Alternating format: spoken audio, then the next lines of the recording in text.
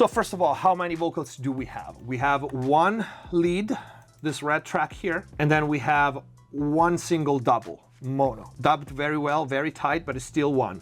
Then we have a gang vocal, and then 1, 2, and 3 stacks, stereo tracks of group background and harmonies. Good vocal production for a rock song, but most important, they were well recorded and, you know, singer kicks ass, and we were super happy. Let's start with the lead vocal. This is the vocal raw. You're running away like a spinning locomotive. You're doing the things you said, the things that you never do. First thing we have is console 1. Notice the cuts. I cut at the top.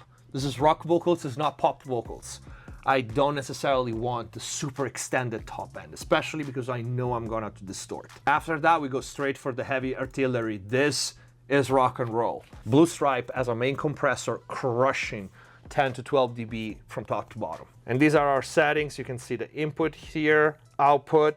Attack is fairly fast without completely destroying it, but fairly fast attack, 4 ratio, and we are in A mode, which is blue stripe revision A, and this is how much we are compressing.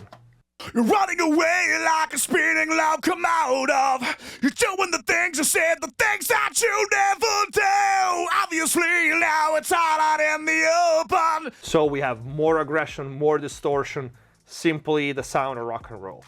And we have a little more top end without being too harsh or speedy, which is impressive because we are compressing a lot, because we're using fast release, and it just sounds beautiful. After the blue stripe, we have our Empress EQ, and we are actually boosting in low shelf here, a 180, and we are boosting 1.5 at 5K, and 4 clicks in shelf mode at 5K again. And then we have 2 effects which are automated. One is Fuzzbox, and it comes out in a couple of places just to give the vocal a different color. So it's this place here.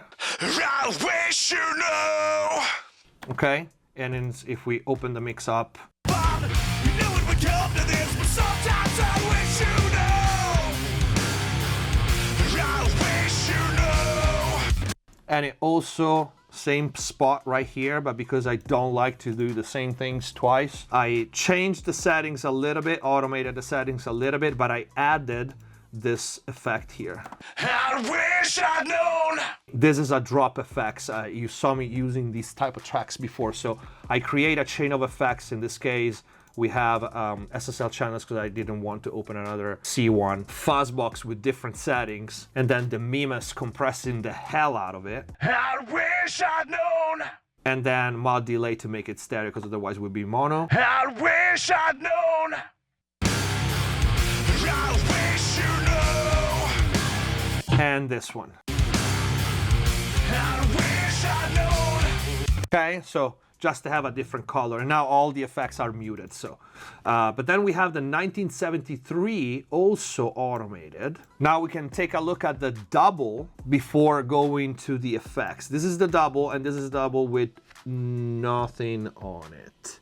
We have a distressor on it, which I'm gonna bypass right now. And this is pretty much the same as the lead. You're running away like a speeding locomotive. Just a different performance, okay? I copied console 1, same setting, just a little less drive, and then the distressor. Distressor, in this case, I take no prisoners. This is a double vocal that needs to be invisible. This double vocal is not supposed to sound like a double. It's supposed to add thickness and depth to the lead, but it needs to be invisible. You're not supposed to know there is a double there.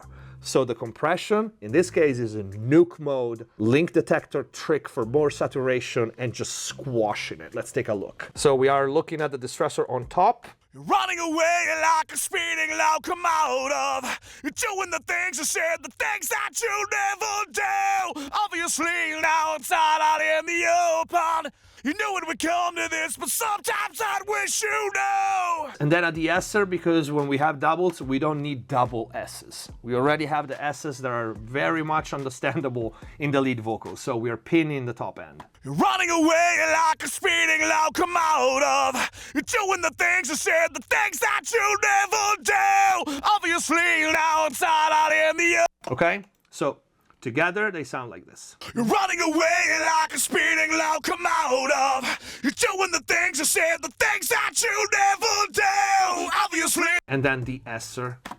You're running away like a speeding locomotive. You're doing the things you said, the things that you never. And it's not by chance, it's by design that I use the old de-esser from Waves. It's kind of good for rock and roll because it's somehow not as precise and not as pristine, if it makes sense.